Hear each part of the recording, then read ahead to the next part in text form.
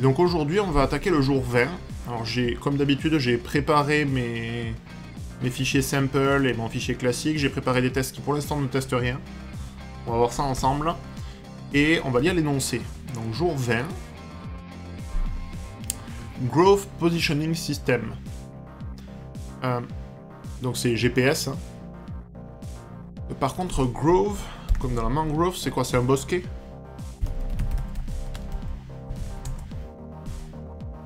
Un bosquet. Pardon. Hop, on va y arriver. Donc le Growth Positioning System. Donc il est en fin de temps de rencontrer de nouveau les elfes. Quand vous essayez de les contacter, cependant, vous n'avez pas de réponse. Peut-être vous êtes hors de portée. Vous savez qu'ils sont en direction du bosquet où les starfruits, donc les fruits en étoile, poussent.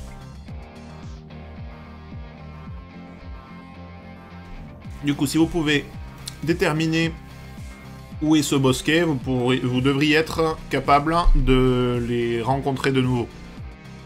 De les retrouver, quoi. Heureusement, votre appareil portatif a un fichier, qui est notre input de puzzle, qui contient les coordonnées du bosquet. Malheureusement, le fichier est encrypté, juste au cas où cet appareil tombait entre de mauvaises mains. Peut-être que vous pourrez décrypter ça. Quand vous étiez encore au camp, vous avez entendu certains elfes parler d'une encryption de fichiers qui contiendrait des coordonnées. L'opération principale pour décrypter ce fichier est appelée le mixing. Le fichier encrypté, c'est une liste de nombres. Pour mixer le fichier, déplacer chaque nombre en avant ou en arrière dans le fichier d'un nombre de positions égal à la valeur du nombre en cours de déplacement. La liste est circulaire, du coup, déplacer un nombre en dehors de la fin de la liste va vous faire retourner au début. Comme si les bouts étaient connectés. Donc c'est une liste circulaire. Du coup, le mixing, donc là on a un exemple où on prend une séquence, on bouge le 1 d'un cran vers l'avant, donc il s'intercale, le moins 2, et le truc c'est qu'il faut conserver l'ordre de la liste de départ, quand on fait ça. Ok, donc là on a un exemple un peu plus complet avec la liste, le 1 qui avance de 1, le 2 qui avance de 2, tac tac, il va se caler ici. Ensuite, on prend le moins 3, donc 1, 2, 3, il va se caler ici. Voilà, et ainsi de suite. On les prend tous un par un dans l'ordre de l'arrangement initial, et on les déplace. Ok, donc, ensuite, les coordonnées du bosquet peuvent être trouvées en regardant le millième, 2 millième et 3 millième nombre après la valeur 0, en tournant autour de la liste autant que nécessaire. Dans l'exemple ci-dessus, le millième après 0 c'est 4, le 2 millième c'est moins 3, et le 3 millième c'est 2. Et en les ajoutant tous, ça produit 3. Donc ça c'est ce qu'on veut pour la part 1 ici. Ok, j'ai récupéré l'input de puzzle. Donc ça me fait penser à quoi? En fait, on a une liste qui est circulaire, et où on va déplacer les éléments. Moi, ça me fait penser plutôt à une liste chaînée, dans l'idée. Et je pense qu'on va essayer de faire sans structure de données exprès. Donc en gros, on va se créer des items ou ce qu'on veut. Je sais pas comment on va les appeler, mais... Numbers, une liste de numbers. Et chaque number va avoir une référence vers son suivant et son précédent. Comme ça, on pourra se balader dans la liste un petit peu comme on veut. Et chaque number va garder son suivant dans l'arrangement initial, je pense. Comme ça, on pourra facilement passer au suivant. Je pense que ça me paraît le plus facile. Donc on va essayer de faire un petit truc comme ça. Donc premier truc qu'on va faire, c'est qu'on va récupérer nos lines. On va mapper ça. On va mapper ça avec it.toInt. On va les transformer en entier. On va en faire une référence et on va stocker ça pour l'instant dans une variable locale qu'on va appeler numbers, par exemple. Et on peut commencer par print no numbers et par return 0, histoire que ça compile. On va pouvoir lancer nos tests du jour 20.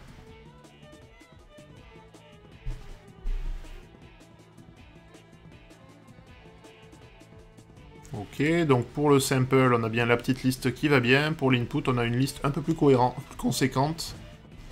J'ai 3 questions que je me pose sur cette liste-là, donc on va rajouter ça vite fait. J'ai envie d'afficher le min, le max. C'est plutôt numbers.min, pardon. On va afficher le min, le max. Et est-ce qu'elle contient l'élément 0? Je suis curieux de savoir ces 3 choses-là. Ouais, le parsing était pas trop dur aujourd'hui, ça va. On s'en est sorti. Donc pour le sample, il y a un 0. Ça peut être chiant ou pas, on verra. Pour l'input, il y a le 0 aussi, et ça va de, en gros, moins 10 000 à plus 10 000. Sachant que, ce qui m'intéresse aussi, c'est la size. Qu'on va rajouter ici.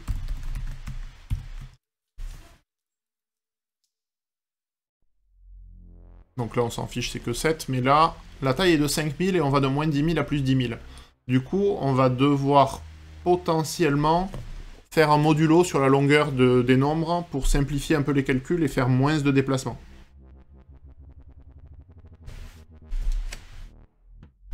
Ok.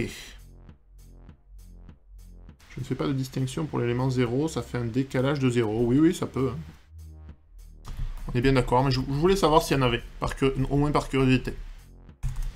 Donc maintenant qu'on sait tout ça, on va essayer de se construire une liste de... Donc on va prendre nos numbers, on va les map indexed.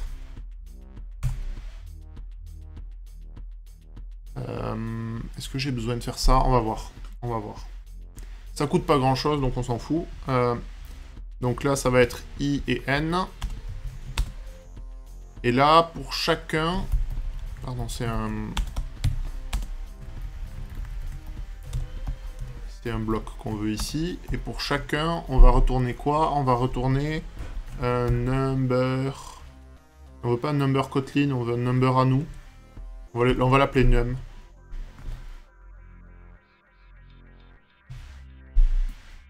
On va faire plus simple. On va faire numbers.mapIndex, map juste de num de it. On va voir ce qu'on fait de ce num. Donc à mon avis, on va créer une classe ici qui va prendre n. La difficulté que j'ai, c'est qu'il y a des nombres dupliqués dans mon input réel.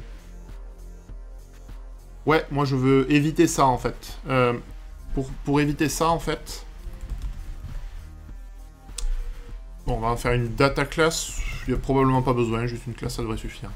Donc, pour éviter ça en fait, c'est pour ça que j'essaie de faire des liaisons directement entre les objets. Entre mes nombres là. Et pas d'utiliser des collections pour le stocker avec des correspondances.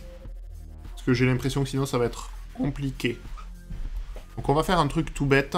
Donc je prends un nombre. En gros, il va avoir...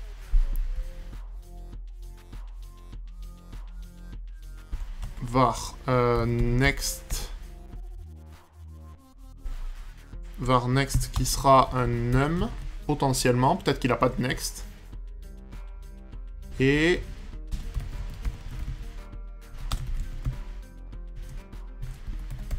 Alors, j'ai 2 fois next. Je vais expliquer pourquoi et je vais renommer un des deux. Ce next-là, c'est le next initial. Ça peut être initial next. On a un previous et un num.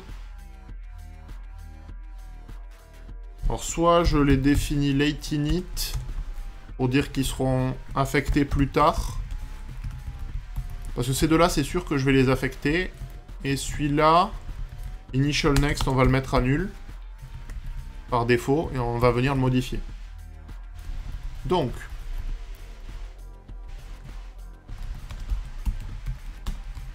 ça c'est mes nums. Et en gros, on pourrait faire un for... Bon, il y a plein de façons de le faire. En gros, je vais itérer sur chacun de mes éléments et rajouter le précédent et le suivant. Et l'initial next. Qui sera égal au next, en fait. Hein. Du coup...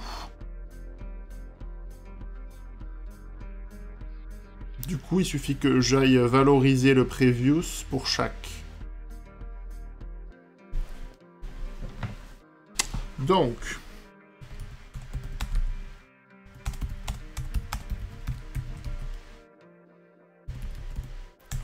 je vais parcourir juste les indices de mon nums, là. Et du coup, le nums de i... point next sera égal au nums... Ah, c'est plutôt le previous du... Je réfléchis. Si j'itère sur tous les indices, je peux juste faire un if i égale à 0, je fais un truc spécial. Et sinon... Donc si je suis sur 0, en gros, je veux que le nums du dernier élément, donc c'est de nums last index, qui sera égal à, pardon, le... Donc soit je fais dans un sens, soit je fais dans l'autre. On va dire que le dernier point next sera égal à nums de 0. Et on peut faire en sorte que le nums de 0 point previous soit égal à celui-là. Et on peut faire la même chose pour pas le next, l'initial next. Et donc celui-là, on veut que le nums de i-1 point next sera égal à nums de i. On veut pareil pour le initial next. Et on veut que le nums de i point previous soit égal au nums de i-1.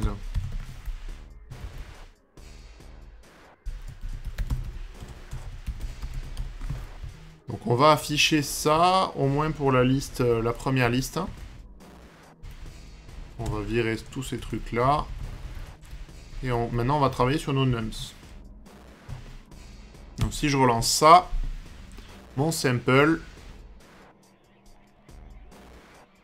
Je vais surtout regarder les deux bornes. Ah, on va en faire une data class, comme ça on a le toString et on s'embête pas. Ah. Il va bien m'afficher les 4 propriétés, j'imagine. Non, il affiche que celle-là. Bon, c'est bien 1, 2, moins 3, 3, moins 2. 1, 2, moins 3, 3, moins 2, 0, 4. Ça, c'est bon. Est-ce que j'ai vraiment envie d'afficher ceux-là? Probablement. Mais vu qu'ils font pas partie de la construction de la classe, on les voit pas initialement. Ça m'embête un peu.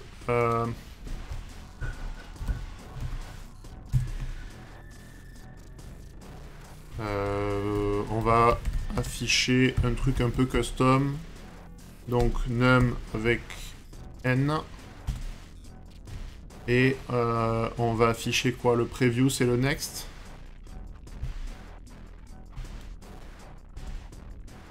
Pardon. P, ça sera égal à previous point n égale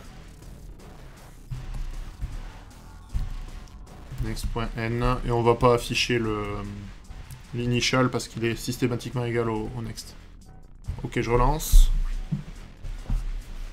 Là, c'est vraiment du debug. Hein. Donc le 1, le previous c'est 4 et le next c'est 2. Donc le previous c'est 4 et le next c'est 2. Et le 4, le previous c'est 0 et le next c'est 1. Ok, ça a l'air bon. Donc là, on a une espèce de liste chaînée où on est capable d'aller vers l'avant, vers l'arrière et de pointer vers le suivant qu'il y avait dans le truc initial. Un truc qui me fait un peu peur, c'est que ce last index là, ce initial next, on va le perdre d'une itération sur l'autre, et donc ça peut être problématique, on va voir. Et donc là, en fait, ce qu'on veut faire, juste, c'est qu'on veut, ils appellent ça mixer, c'est ça?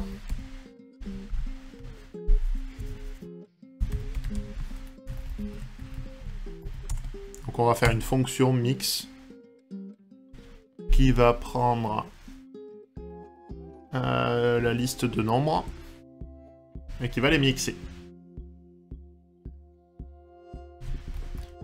Je sais pas si on a vraiment besoin d'une liste, on pourrait passer que le premier nombre en fait. Hein. Peu importe.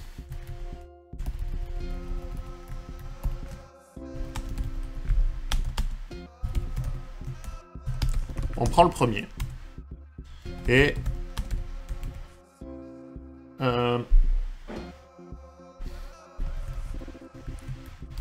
on va l'appeler current.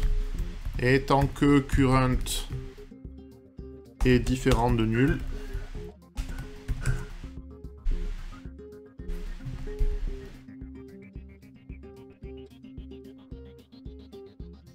salut Luministron. Lumistyrone, je vais y arriver. Par contre, je regarde, mais le suivant, là, le initial next, sur le dernier... Sur le dernier, je le veux pas, en fait. Je veux le laisser à nul. Si je dis pas de bêtises.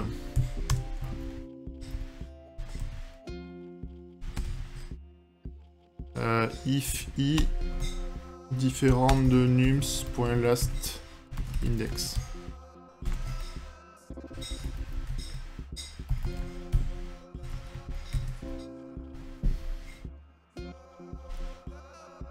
Le mystyrone se prononce comme ça. Le E ne se prononce comme un E. Alors, lui je ne le mets que si on n'est pas sur le dernier parce que sinon je m'arrêterai pas dans mon itération là. Donc chacun que je prends, ça va très bien.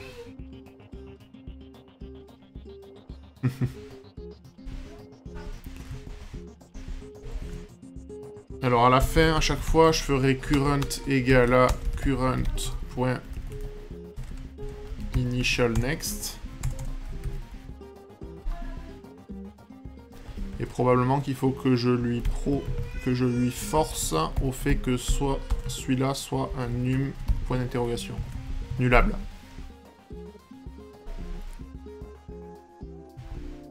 Alors. Donc je vais les prendre un par un, je vais les bouger dans ma liste, et je vais passer au suivant. Les bouger dans ma liste, ça veut dire quoi? Ça veut dire qu'il faut... Déjà, il faut que je récupère le n, là.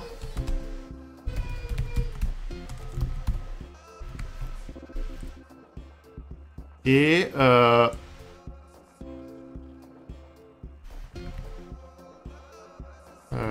va l'appeler comment? On va l'appeler... On est sub du meilleur streamer. Je fais ce que je peux. C'est pas évident, hein. C'est quand même des exos pas évidents. Donc, le mix, ça va faire quoi? Ça va mélanger nos nombres entre eux, chacun d'un nombre de pas égal à la valeur qu'il contient. Donc là, en fait, je vais vouloir faire un repeat de n. c'est schématique, on va voir ça après. Mais en gros, je veux avancer de n en prenant à chaque fois le next ou le previous si n est négatif, mais ça on va voir.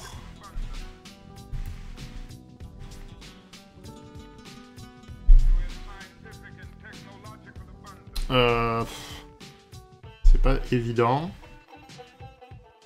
Donc je veux le décaler. En gros, je veux faire n fois. Je veux garder le current. Donc je vais initialiser. Donc var destination égale current. Et n fois, en fait, je vais prendre destination qui sera égal à destination.next. Qu'est-ce qui lui va pas?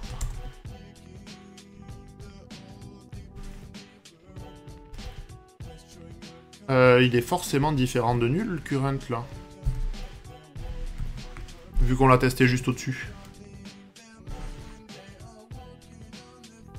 Donc, en gros, pendant n fois, je vais aller chercher après quel élément on va devoir l'insérer. Là, je traite que le cas positif, et je traite pas le cas où on cycle autour de la liste. Donc ça, on va le faire après. Donc je change ma destination, et là, en fait, je vais vouloir placer mon élément après la destination, si je dis pas de bêtises. Du coup, placer mon élément après la destination, ça veut dire changer plein de trucs. Ça veut dire... Il faut que je mémorise...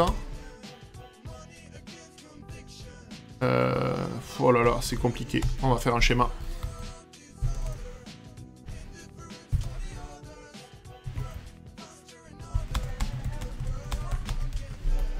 Donc mettons que je bouge le 2 là. Ça c'est mon current. Donc le bouger de 2, ça veut dire je prends 2 fois le suivant de celui-là. Ça veut dire que le 4, ça devient ma destination. Que je vais appeler D.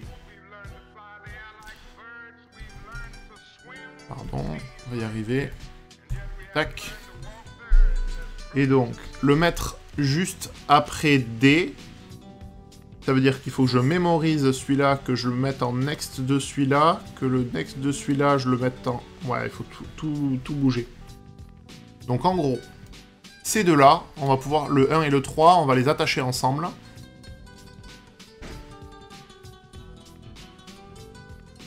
Et celui-là, on va venir l'insérer entre ces deux-là.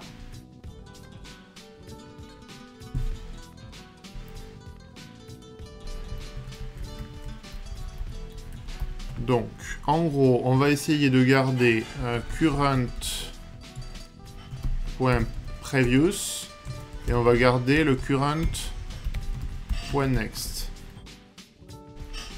Ça m'embête qu'il me trouve pas que current est différent de nul dans l'itération là. C'est un peu chiant.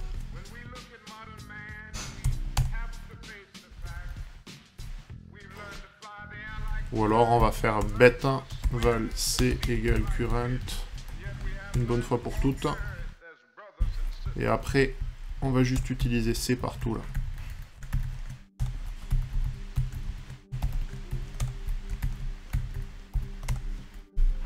Donc.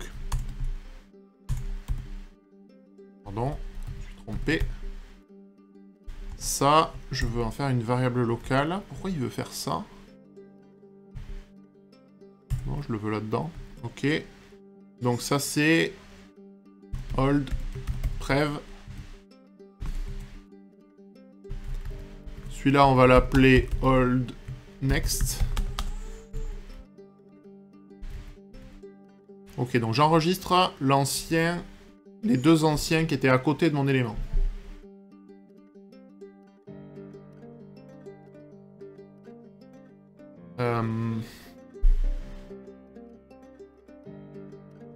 Donc le hold prev.next sera égal à hold next et le hold next.prev previous sera égal à holdprev. Donc ça, c'est ce que je disais, c'est je joins les deux éléments ensemble. Donc en gros, j'enlève le 2 ici, et donc je rattache le 1 et le 3 ensemble. D'accord? Et donc, il me reste à rajouter mon 2 ici. Pour rajouter le 2 ici, il faut que je le link de ces deux côtés-là, dans les deux sens. Donc mon destination.next, ça sera égal à un C. Le suivant du destination.prev, ce sera égal à C. Et après, il faut que je mette le previous et le next de mon courant. Ça fait pas mal de choses à changer, mais on va s'en sortir.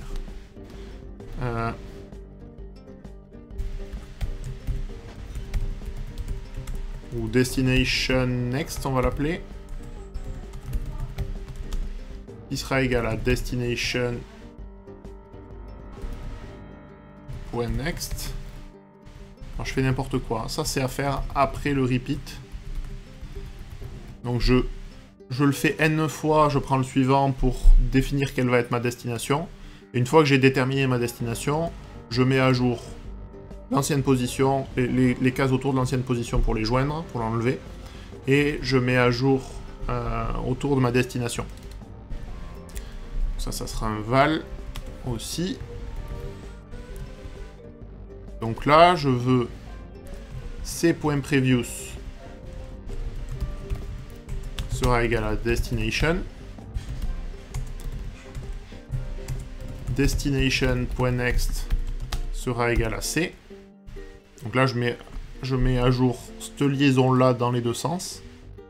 Et après, j'ai la deuxième affaire. Donc là, c'est le destination.next.previous qui sera égal à c. Et c.next qui sera égal à destination.next.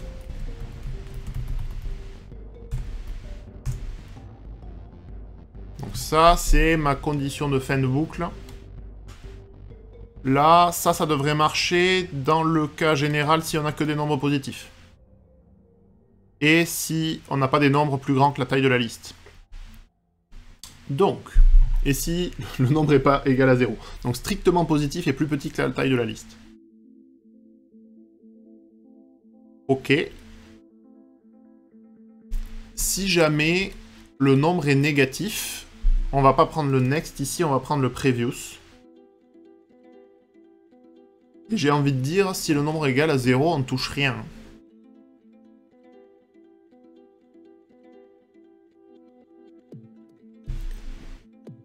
Ok, donc on va faire if n égale à 0. Ou plutôt if n strictement positif. Là, c'est le cas qu'on vient de traiter. Non, on va faire if n égale à 0. On fait volontairement rien. Sinon, si n est strictement positif, on fait exactement ce qu'on vient de faire là. Donc je repeat n fois ça. Et sinon else, ça veut dire que n est strictement négatif. On va repeat moins n fois.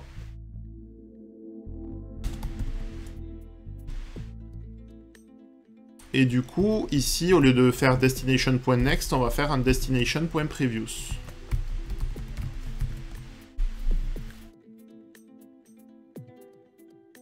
Et dans ces deux cas-là, on va faire ça.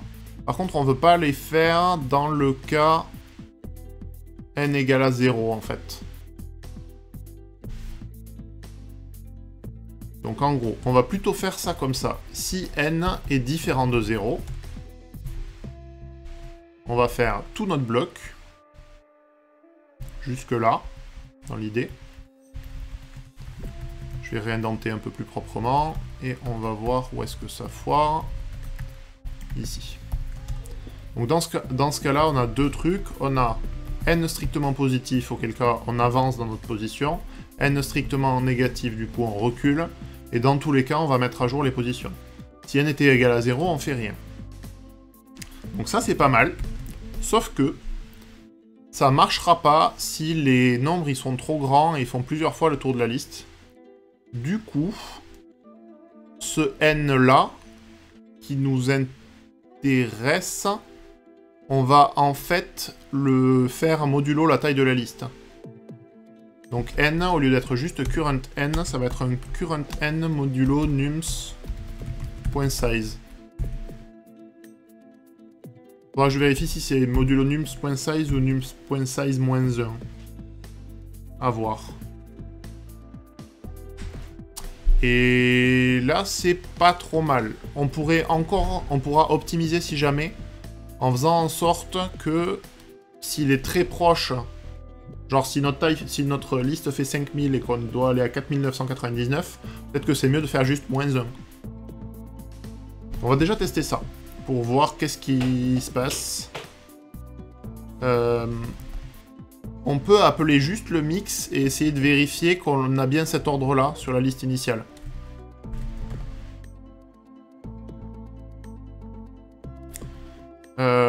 Comment on va faire ça, par contre?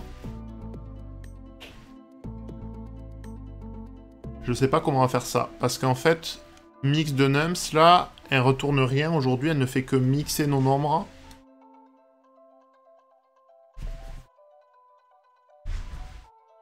C'est compliqué à aller checker. On pourrait faire une méthode de debug qui affiche le contenu de la liste en partant d'un élément donné. Et en fait, vu que la liste est circulaire et qu'il n'y a pas vraiment d'index de début, c'est pas si évident. On peut faire ça.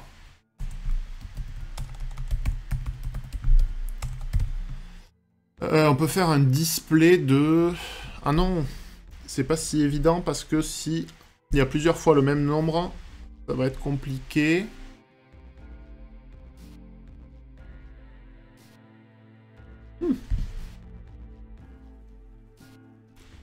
Si, c'est facile en fait.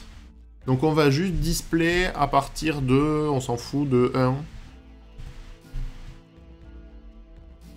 Ou on va prendre juste le numbers de 0. Et on va créer cette méthode display qui va prendre un nums de 0. Du coup, c'est pas le bon type.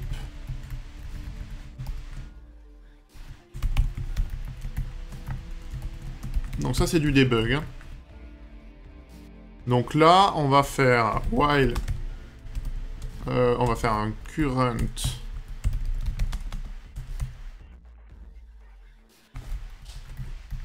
On va appeler var current égale first. Et on va faire un do while. Parce que je veux le faire au moins une fois. Ici... Bon, on va pas le print, on va le mettre dans une chaîne. Ou dans une liste. Qu'on va faire vide pour l'instant. Mais en gros, la liste, on va ajouter current.n. Et current sera égal à current.next. Et ici, on va le faire tant que current est différent de first. Donc jusqu'à ce que je revienne au premier élément. Ça, c'est une list of de int. Et à la fin, on veut juste print notre liste.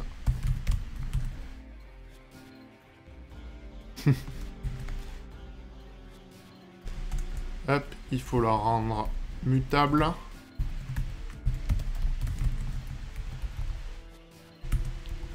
Ok, et donc si je display mon bazar,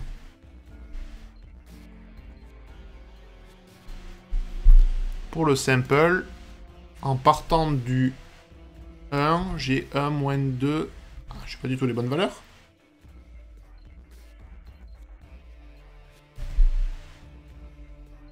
Ou que c'est pas bon signe ça.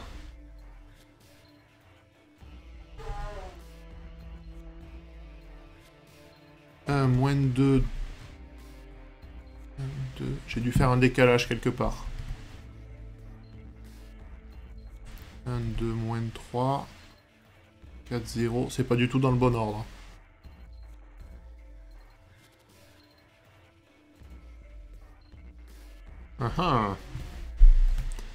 Bon, l'avantage, c'est que cette méthode display, là, elle va nous servir assez régulièrement. On peut essayer de faire en pas à pas.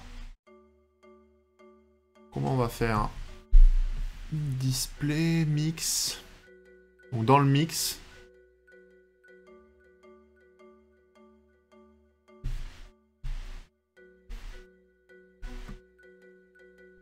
Ah, je croyais être bon. Donc on prend le premier nombre. Et on le fait tant que le next existe sur le initial next.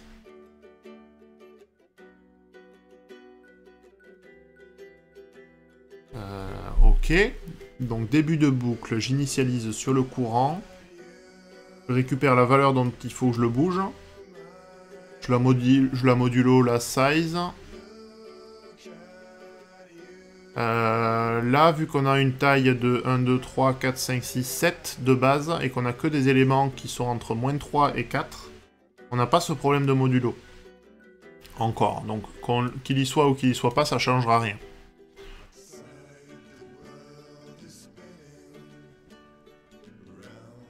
Ensuite, la destination, pour l'instant, c'est lui-même. Si n est différent de 0, et même si n est positif, je vais faire n fois ma destination égale au suivant. Et si c'est en négatif, je vais faire n moins n fois la destination égale au précédent. Ça me paraît cohérent. Hein. Ah non, parce que ça marche pas. Ça marche que dans le cas suivant. Dans celui-là. Et en fait, dans ce cas-là, la destination, c'est avant la destination que je veux le faire. Donc soit... Donc en gros, là, je l'ai inséré entre le destination et le suivant de la destination. Et en fait, dans l'autre cas, il faudrait que je le fasse moins n fois plus 1. Faut que j'aille un cran plus loin.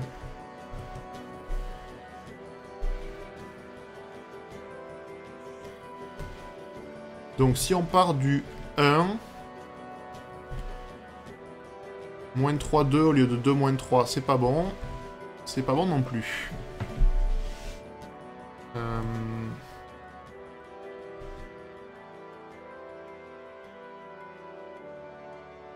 Donc là, par exemple, si je dois bouger d'une case, ma destination... Ou je bouge de 2 cases. Mettons que je bouge de 2 cases. Du coup, là, je suis en train de dire, je vais bouger de 1, 2, puis 1, 3. Donc ma destination, ça sera celui-là, et donc il faudra que je l'intercale entre ces deux-là. Ce qui est cohérent, hein. Je bouge une fois, je bouge 2 fois. Et donc ma destination... Je joins les previous next ici. Et ma destination, le previous c'est égal à la destination. Et le next, ok, non, ça a l'air bon. Ça a l'air bon, pourtant.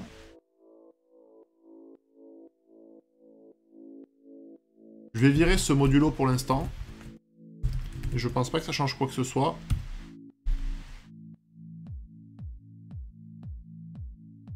Moins 3, 2. Donc on voudrait du 1, 2, moins 3. Donc c'est pas bon. On va faire un print à chaque step, du coup, de la liste.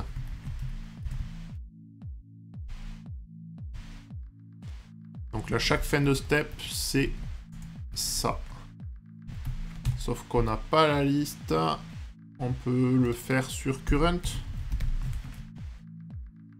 On se fiche d'où ils sont placés, en fait. C'est pas println, d'ailleurs, c'est display de machin.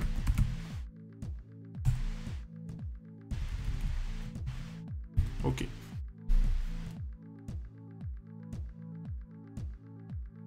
Wouhou. Alors, pour mon sample, est-ce que je commence bien avec ça, là? 1, moins 3, 3, moins 2. C'est déjà pas bon, en fait.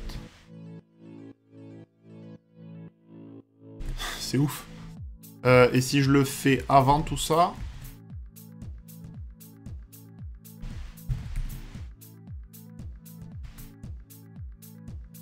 On va se concentrer sur le sample pour l'instant. Pardon. Bon, j'ai fait un debug, on s'en fout, c'est pareil.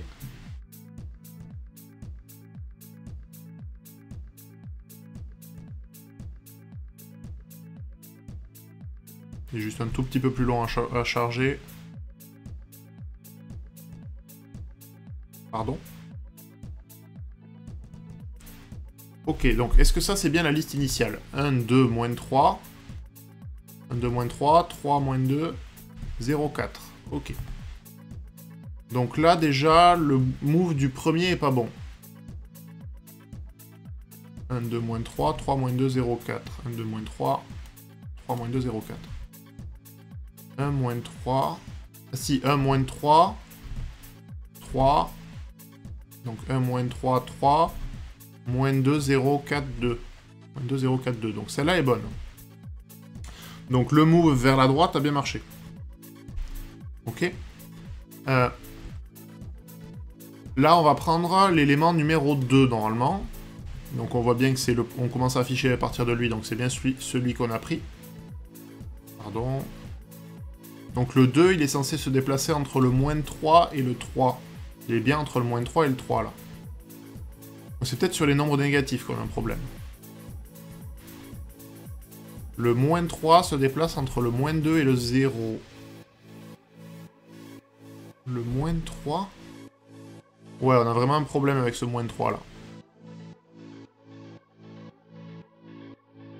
Donc celui-là, on l'avait entre le 1 et le 2, notre moins 3. Il est caché où? Il est là. Celui-là, là, on veut le bouger de 3 cases. Donc on fait 1, 2, 3. On voudrait le mettre ici, entre le moins 2 et le 0. Et nous, on le met où? On le met entre le 1 et le 2. On le laisse à sa place, en fait?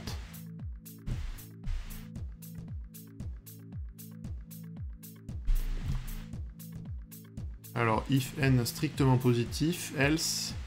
Ah bah oui, là, on le bouge plus, en fait. Là, tel que je l'ai fait, on le bouge plus. Parce qu'en fait, on veut tout ça, quand même.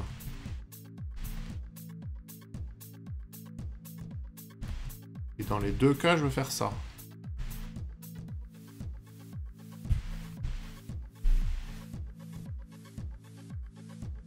Ok. Donc 1, 2, moins 3, c'est toujours faux. Hein. 0, 3, 4, moins 2. Ah non, par contre, on a celui-là, là. Pourquoi j'ai pas bougé le dernier, en fait? C'est ça la question. C'est juste parce que...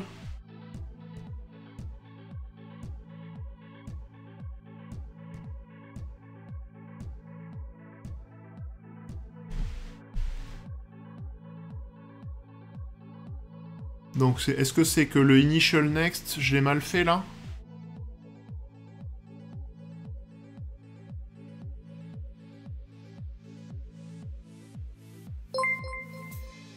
Ah, merci pour le follow. Fougère. Donc, j'ai juste un problème de condition d'arrêt. Je vais pas jusqu'au dernier élément, en fait. Là, je vais jusqu'au 1, et je devrais aller jusqu'au 4, normalement. Qui est le dernier élément initial de ma liste. D'ailleurs, le 0, on le voit pas s'il est traité là. J'ai l'impression que je reviens sur le 1. Ou alors c'est que je fais un dernier display à partir du 1. Ok, c'est ça. C'est lui-là hein, qui me fout la grouille. Qui me perturbe l'esprit. J'utilise quoi comme programme pour dev? Perso, j'utilise Visual et IntelliJ. Là, c'est IntelliJ ID. C'est le nouveau... la nouvelle interface, en fait. Je sais même plus où c'est. C'est dans les settings. C'est un nouveau truc qu'ils ont rajouté en bêta pour l'instant.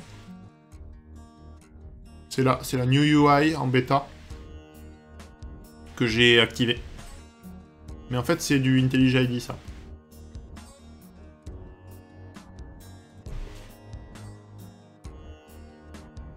Ça ressemble furieusement à l'interface de Visual Studio Code, je suis d'accord. À leur UI. J'ai la 2002-3, ouais. La dernière, là.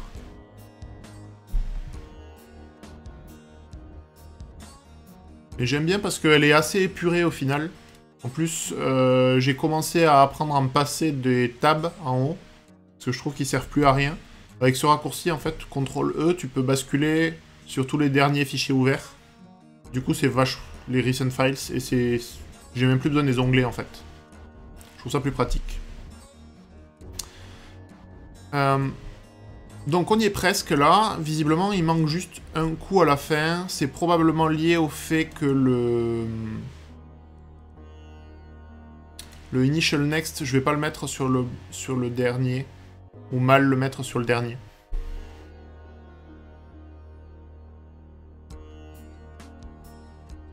Parce que I, au pire, c'est le dernier index. Et si I, c'est le dernier index...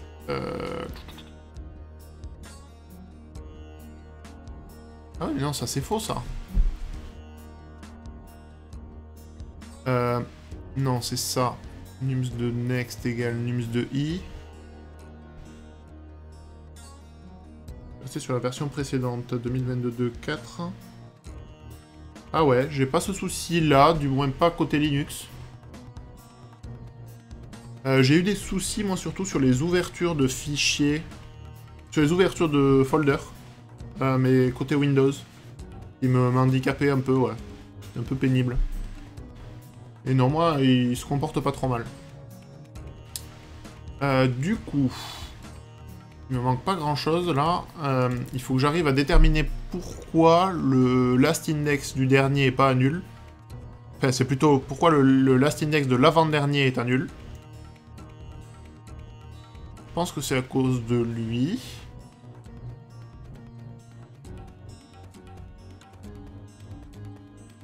En gros. Ah, mais c'est celui-là que je veux pas faire, en fait. Je me suis trompé. Celui du tout dernier, je veux juste pas le mettre. Et en fait, là, j'ai pas besoin du if. Je crois que c'est ça, mon problème.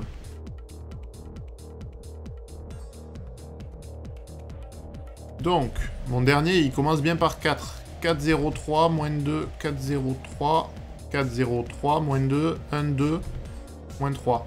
Ok. Donc là, le mix est bon.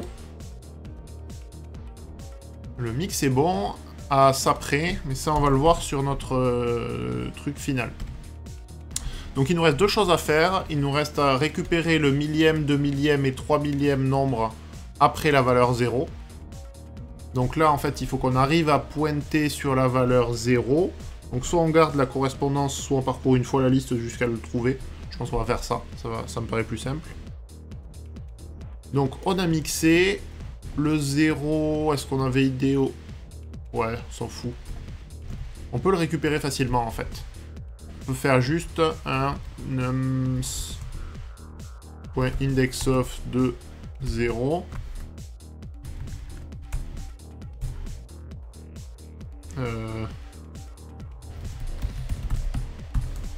Donc on prend le 0 index, là.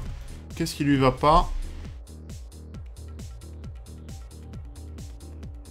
Ah oui, non, pardon, c'est numbers.indexOf de 0.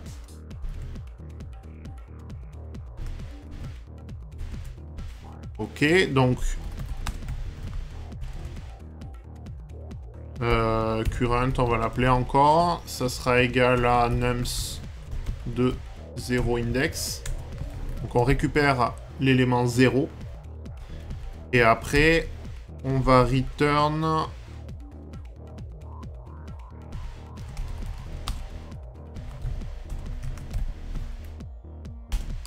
Ah, on peut pas commencer par des chiffres, c'est moche.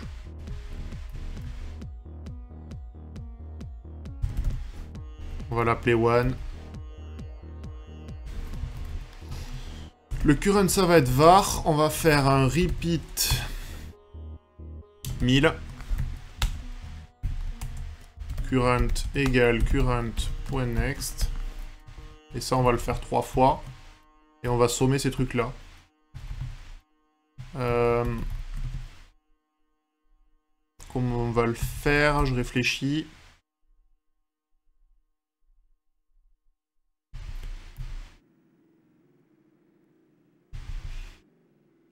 Je pourrais faire modulo, mais on s'en fout parce que dans le cas final, on n'en a pas besoin. Donc on va juste faire comme ça. Donc soit je copie-colle ça 3 fois, mais c'est pas très joli. Ou alors on fait bourrin, repeat 3. Donc fais-moi 3 fois ça. Et result plus égal à current.n. On va initialiser notre result. Et on va return le result. Est-ce que ça valide la première partie? Et en combien de temps? Oui, en 51 millisecondes. Alors j'ai une insertion qui est pas nécessaire. Est-ce qu'il se foutrait pas un peu de moi là? Si. On va virer nos displays parce qu'on met 50 millisecondes, mais c'est en affichant des trucs.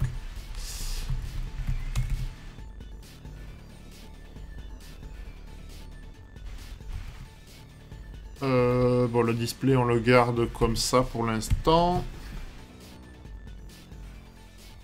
Ok, bon, on a gagné 1 milliseconde. Bon, j'ai pas nommé le test, mais c'est quoi qu'on cherche à avoir?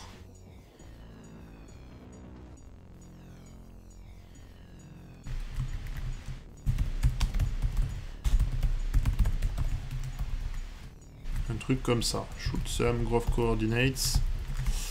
Alors, je pense que ça ne va pas marcher sur notre cas global à cause du modulo.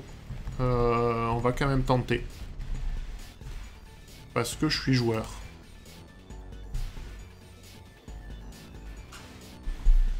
Donc pour notre input, on retourne moins 9000. Ça me paraît bizarre déjà que ça soit négatif. Ouais. Donc ça, j'en avais peur. Je vais pas vous mentir, j'en avais peur. Ça, je pense que c'est un problème de décalage quand les nombres sont trop grands, à cause de ça, là.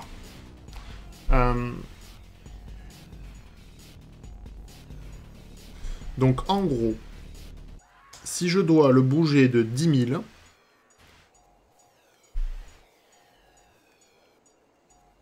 Alors oui, je suis d'accord que c'est pas impossible, parce qu'il y a des nombres négatifs, mais... Connaissant un peu l'Advent of Code et l'ayant un peu pratiqué, ça m'étonnerait. On va voir. Toujours est-il que si on veut le bouger de 10 000, en fait, c'est pas tout à fait comme si on le bougeait pas. Parce qu'en fait, quand on essaie de bouger notre élément, on le compte pas dans la liste des éléments restants. Et donc c'est modulo size moins 1, je pense.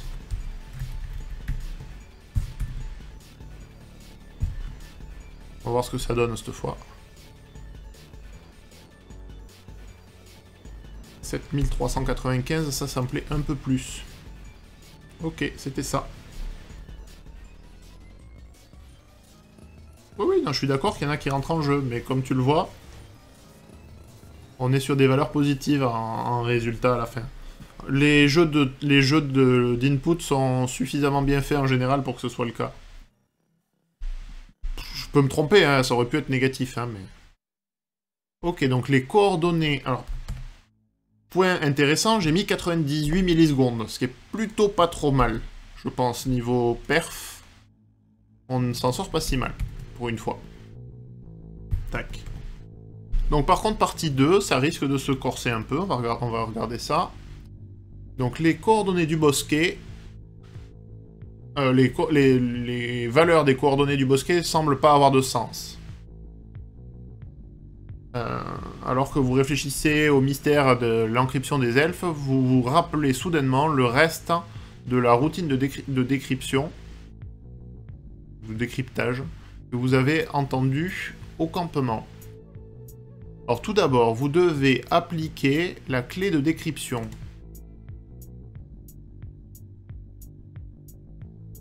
Donc c'est 811 589 153. Multipliez chaque nombre par la clé de décryption avant de commencer. Cela produira la liste actuelle de nombres à mixer. Ensuite, vous devez mixer la liste de nombres 10 fois. L'ordre dans lequel les nombres sont mixés ne change pas pendant le mixage. L'ordre dans lequel les nombres sont mixés ne change pas pendant le mixage. Les nombres sont toujours déplacés dans l'ordre dans lequel ils apparaissaient dans la liste prémixée originale. Ok. Oh, vu comme ça m'a pas l'air si atroce. Ça m'a même pas du tout l'air si atroce, en fait. Donc, en utilisant le même exemple que ci-dessus, on peut toujours trouver les coordonnées, le millième, 2 millièmes, 3 millièmes, et la somme, c'est ça. Donc ça va être le résultat de notre partie 2. Ça m'a pas l'air difficile, en fait. On va voir ça, mais je pense qu'on va s'en sortir rapidement.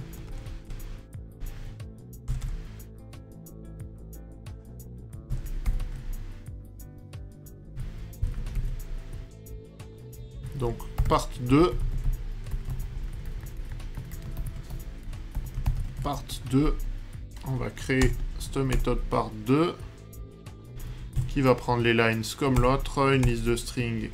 Un int. Et là, on va avoir un peu de taf. Donc, je vais remonter ça déjà, qu'on y voit un peu plus clair. Ok.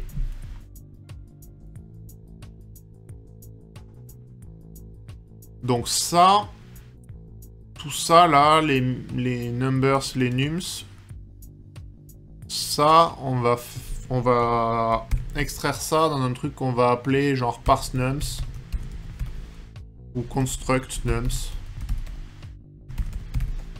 à partir de notre liste de nombres. Ensuite, on les mixe et ensuite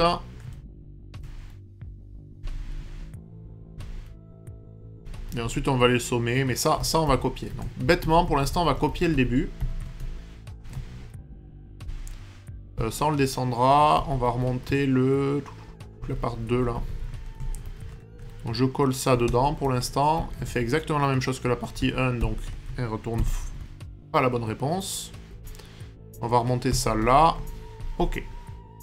Donc, en gros, ce qu'on dit, c'est que cette liste qu'on construit avec l'ordre initial et le nums à 0, il va pas bouger. Ok, par contre, ce qu'on dit, c'est que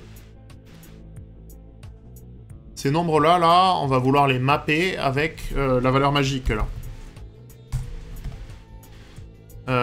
Est-ce qu'on a besoin de big integer? Vu qu'on fait 10 000 fois ça, je crois pas. Si je fais...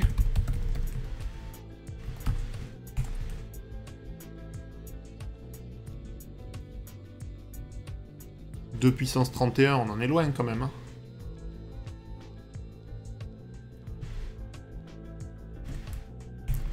On va dire qu'il n'y a pas besoin. Peut-être on... Je pense pas qu'on ait besoin. De toute façon, il va nous le dire probablement l'IDE. Ah, on veut les multiplier.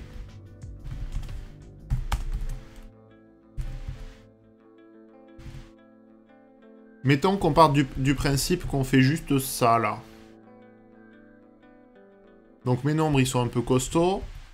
Mais ça change pas grand-chose. Le mix, là, je veux le repeat, je sais plus combien, 10 fois, je crois. On va vérifier.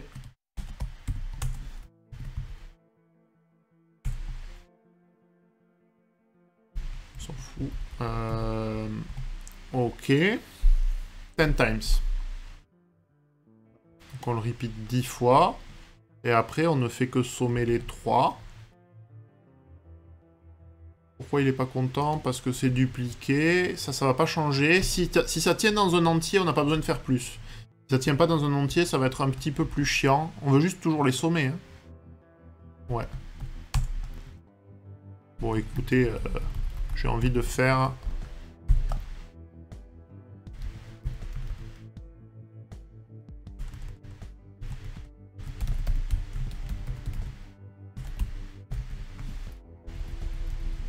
au sum.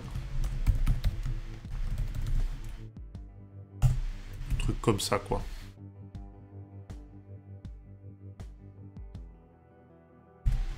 Je l'ai pas au-dessus, il me l'a pas remplacé. C'est pas très sympa. Ok. Donc on va checker à la fois la partie 1 et la partie 2, je pense. On va se mettre dans le day event test, on va tout lancer. Alors, la partie 1 marche toujours, c'est déjà bon signe. Le sample, par contre, ne marche pas. Je retourne 0, ce qui est pour le moins étonnant.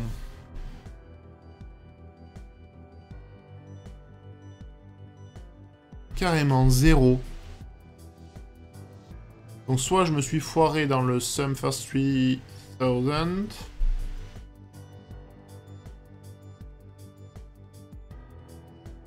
C'est incroyable.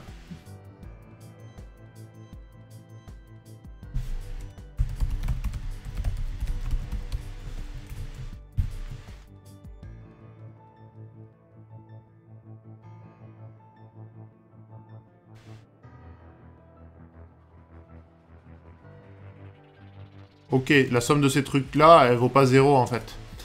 Du coup, le souci vient d'un overflow. Donc ça, probablement qu'on va en faire un long. Et que ça va retourner un long.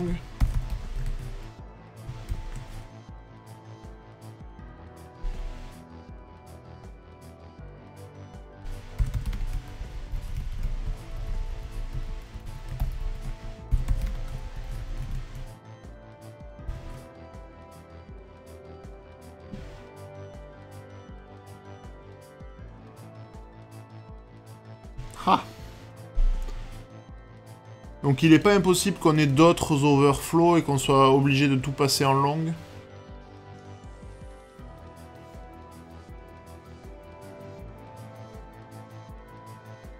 Parce que là, j'ai pas la bonne valeur pour la partie 2. Hein. Je reprends vite fait l'exo. On doit appliquer la clé de décryption. On multiplie chaque nombre par la clé de décryption avant de commencer. Ensuite, on doit mixer la liste de nombres 10 fois. Et on repart toujours dans le même ordre.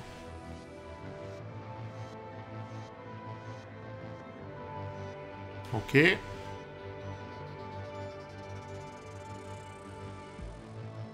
Alors après, on pourrait vérifier après chaque repeat, là, si on les a bien dans le bon ordre. Ça, c'est peut-être pas idiot. Donc dans le sample, dans le cas du sample, on va essayer d'afficher chaque fin de passe. Là, on peut le faire dans le repeat 10 ici en fait. Une fois qu'on a mixé, on peut faire un display de nums de 0, je crois que c'était.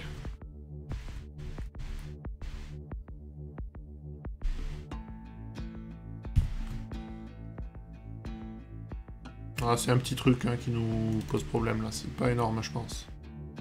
Donc sur le sample, on a, après un coup, on a le 0 devant, l'ordre on s'en fout, enfin que le 0 soit devant on s'en fout.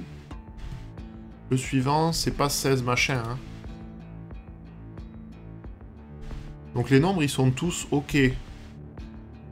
8, 1, 1, machin 153. Moins machin 37. Non. J'ai déjà un overflow sur les nombres, j'ai l'impression. J'en ai un qui devrait être négatif quelque chose de 37 là. Donc on va tout passer en long. On va pas trop s'emmerder, je pense. Donc il y a plusieurs façons. Soit on considère que ça c'est un tout long.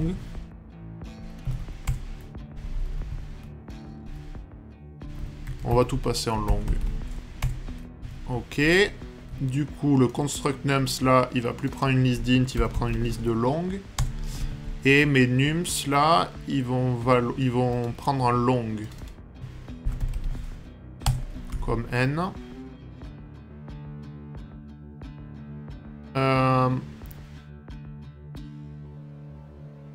Le repeat, en fait, le n, là...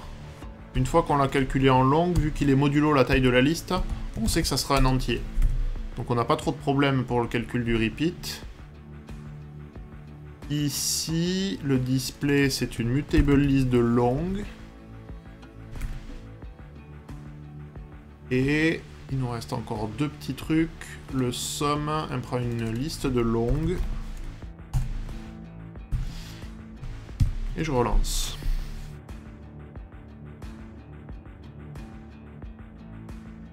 Ok, donc ça marche pour le sample, donc ça va marcher pour l'input, je pense. Je pense pas qu'on ait besoin de passer des big int là-dessus. Hein. Ok, c'est validé. Impeccable.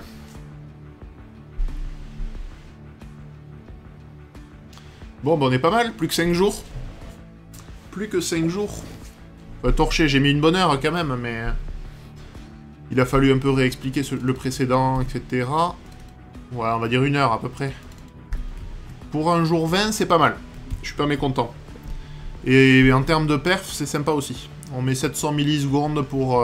858 millisecondes pour à la fois les samples et les inputs. Le pire étant 700 millisecondes pour notre input. Il y a encore une bonne façon d'optimiser par contre, qui est... on peut regarder au pire.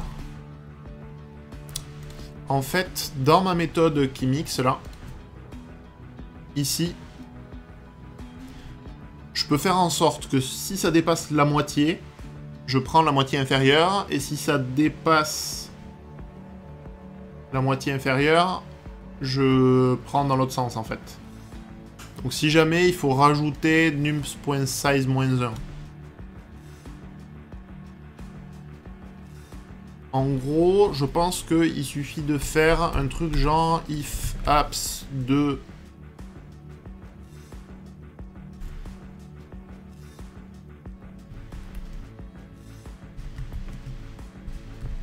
un truc comme ça. Si la valeur absolue de n est strictement supérieure à...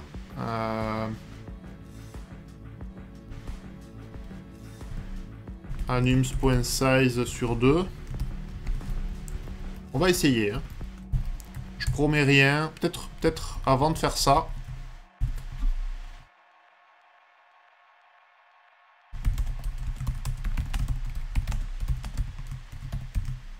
On va commit ça.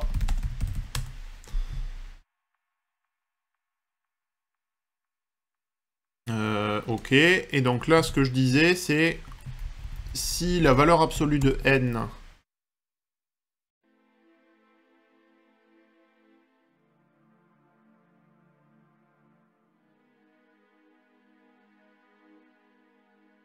on va le faire en 2 fois, j'ai la flemme. On va pas faire de laps. On va faire que si n est strictement supérieur à numSize sur 2, alors n sera égal à... on va enlever numSize sur 2. Non, pardon, on va enlever numSize moins 1. Je vais y arriver. Donc en gros, c'était un nombre positif, mais genre, il vaut 4900 pour ma liste à 5000. Du coup, plutôt que de faire 4900 fois next, je préfère faire 100 fois ou 99 fois previous. D'accord? Donc ça, on va faire un var. Et on a l'inverse, donc if n ou if moins n est strictement inférieur à numSize sur 2.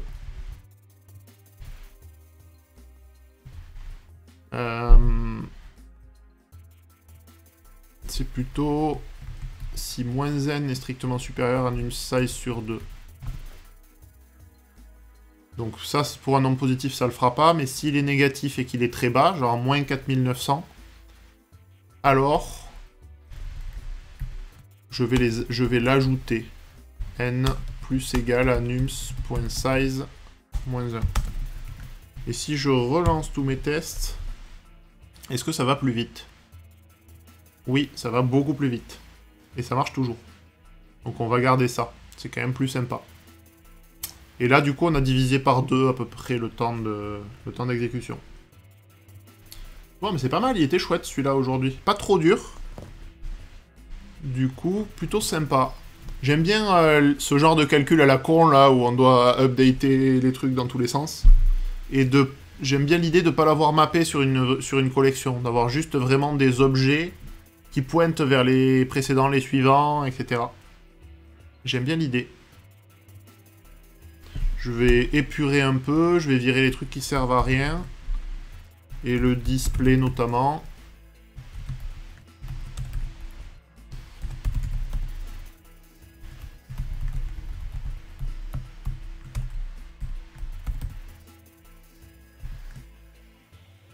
Haha. C'était mon erreur, j'ai maintenu un mapping immaintenable. Je pense qu'il est dur à maintenir, ouais. Et je pense que c'est fait exprès.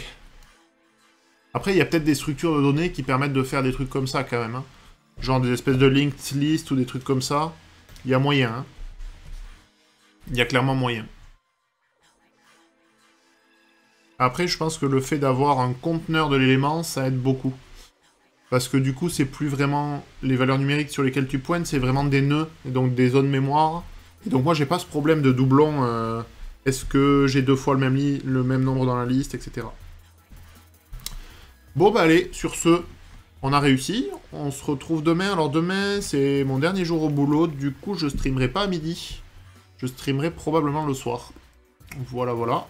Et sinon, après, je serai en vacances, donc on verra. On verra pour les horaires, ça risque de bouger un petit peu plus. Et merci à vous d'avoir suivi en tout cas. Je vous souhaite bonne chance pour la suite et à très bientôt. Salut!